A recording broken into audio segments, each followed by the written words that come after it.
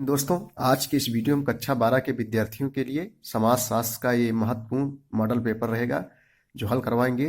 तो आइए देखते हैं। पहले बहुविकल्पी क्वेश्चन के बारे में बात करेंगे हम लोग। समाज क्या है? मूर्त, अमूर्त, ए और बी दोनों, इनमें से कोई नहीं। तो सही उत्तर हो जाएगा समाज अमूर्त है। देखो, समाज व्यक्तियों का समूह ना होकर उनमें पनपने वाले सामाजिक संबंधों का जाल है और ये सामाजिक संबंध अमूर्त है, इसलिए समाज अमूर्त है। अगला क्वेश्चन है, निम्न में से कौन राष्ट्रीय एकीकरण के लिए उत्तरदायी है? कौन इस राष्ट्रीय एकीकरण के लिए उत्तरदायी है? तो बच्चों, इसका सही जवाब हो जाएगा सी, हो जाएगा राष्ट्रवाद। राष्ट्रवाद एकीकरण के लिए उत्तरदायी है। राष्ट्रवाद अपने राष्ट्र के प्रति प्रेम की भावना है। ऐसा माना जाता है कि इसका विकास आधुनिक विश्व में राजनीतिक पुनर्जागरण का परिणाम है।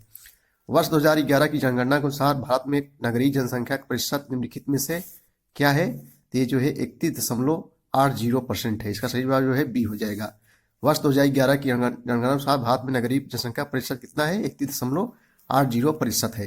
अगला क्वेश्चन है दोस्तों कि निम्नलिखित में से जनजाति समुदाय की एक विशेषता कौन सी है? समान भाषा, धार्मिक संस्कार, स्थायी संबंध, अदालत द्वारा तलाक। कह रहा है कि निम्नलिखित में से जनजाति समुदाय की एक विशेषता कौन सी है?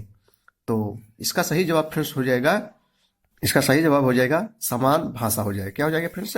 समान भाषा। अगला क्वेश्चन हम लोग देखेंगे। नेक्स्ट क्वेश्चन है, औद्योगिक क्रांति सर्वप्रथम कहाँ हुई थी? अमेरिका, रूस, फ्रांस, इंग्लैंड।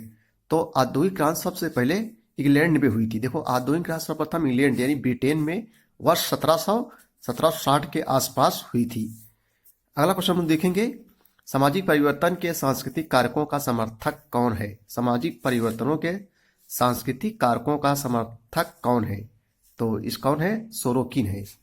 सामाजिक परिवर्तन के सांस्कृतिक कारकों का समर्थक सोरोकिन है। सोरोकिन के अनुसार सामाजिक परिवर्तन सांस्कृतिक व्यवस्थाओं के उतार चढ़ाव में व्यक्त होता है। निम्नलिखित में से कौन सा 73वां संविधान संशोधन से संबंधित है? नगर पालिका, ग्राम पंचायत, विधान परिषद, विधानसभा। तो फ्रेंड्स, इसका सही जवाब हो जाएगा बी, हो जाएगा ग्राम पंचायत। 73वां संविधान संशोधन से संबंधित कौन है? ग्राम पंचायत है। देखो, 73वां संविधान संशोधन संबंधित है या 24 अप्रैल 1993 में संविधान में 73वें संविधान संशोधन द्वारा पंचायती राज व्यवस्था को संवैधानिक मान्यता मिली है। पंचायती राज व्यवस्था त्रिस्तरीय है: जिला परिषद, पंचायत समिति एवं ग्राम पंचायत। ग्राम पंचायत मुखिया कौन होता है? ग्राम प्रधान होता है। ग्राम प्रधान बनने के लिए कितनी उम्र होनी चाहिए दोस्तों? 21 वर्ष। यानी ग्राम प्रधान बनना है तो आपकी उम्र जो है 21 वर्ष होनी चाहिए। नेक्स्ट क्वेश्चन है, भारत में ग्रामीण विकास के लिए मनरेगा किस वर्ष से लागू किया गया था? तो भारत में ग्रामीण विकास के लिए मनरेगा किस वर्ष लागू किया गया था? ये 2 फरवरी 2006 से लागू किया गया। भारत में ग्रामीण विकास के लिए मनरेगा 2 फरवरी 2006 से लागू किया गया। इसे एक वित्तीय वर्ष में कम से कम 100 दिनों की गारंटीकृत मजदूरी रोजगार प्रदान करके ग्रामीण क्षेत्रों में आजीविका सुरक्षा को बढ़ाने के उद्देश्य से शुरू किया गया था। अगला क्वेश्चन दोस्तों, निम्नलिखित में से कौन जनसंचार का माध्यम है? दूरदर्शन, रेडियो, समाचार पत्र, इनमें सभी। देखो, जो जनसंचार के माध्यम में दूरदर्शन भी है, रेडियो भी से भी, समाचार पत्र से भी, इनमें सभी हो जाएगा। इनमें से सभी के माध्यम से होता है। पश्चिमीकरण की अवधारणा किसने दी है? पश्चिमीकरण की अवधारणा किसने दी है? डी एन मजूमदार, आर के मुखर्जी, सोरोकिन, एम श्रीनिवासन। इसका सही जवाब हो जाएगा जो है डी, हो जाएगा एम एस श्रीनिवासन। पश्चिमीकरण की अवधारणा एम एस श्रीनिवासन ने दी है।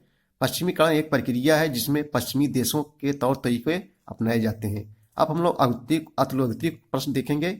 समुदाय से आप क्या समझते हैं दोस्तों? समुदाय से आप क्या समझते हैं? ऐसे लोगों का समूह जो समान धर्म, जाति इत्यादि से संबंध होते हैं उसे समुदाय कहते हैं। जैसे स्थानीय समुदाय, अंतर्राष्ट्रीय समुदाय, जातीय समुदाय, धार्मिक समुदाय इत्यादि। ये सब क्या है? समुदाय से संबंधित है। जनसंख्या वृद्धि से क्या तात्पर्य है? तो किसी निश्चित क्षेत्रफल में निश्चित समय में रहने वाले व्यक्तियों की संख्या में वृद्धि से है, उसे जनसंख्या कहते हैं। भारत में जनसंख्या वृद्धि एवं विकास का पता लगाने के लिए प्रत्येक 10 वर्ष साल में जनगणना कराई जाती है। 2011 की जनगणना के आंकड़ों के लिहाज से देखा जाए तो हमारे देश की जनसंख्या 121.27 करोड़ हो गई है। यानी 2001 की जनगणना में लगभग 17.7% का इजाफा हुआ है। जात की विशेषताएं लिखिए दोस्तों। ये देखो, 3 नंबर का पूछा जाएगा। देखो, जाति शब्द अंग्रेजी भाषा के कास्ट का हिंदी रूपांतरण है। अंग्रेजी के कास्ट शब्द की उत्पत्ति पुर्तगाली भाषा के शब्द कास्टा से हुई है, जिसका तात्पर्य प्रजाति, नस्ल या भेद से संबंधित है। देखो, जाति की विशेषताएं, जाति जन्म आधारित होती है, जाति अंतर विवाही होती है, अंत विवाही होती है, जाति व्यवसाय से जो है जुड़ी होती है। जात किससे व्यवसाय से जुड़ी होती है। तो ये था जात की प्रमुख जो है विशेषताएं।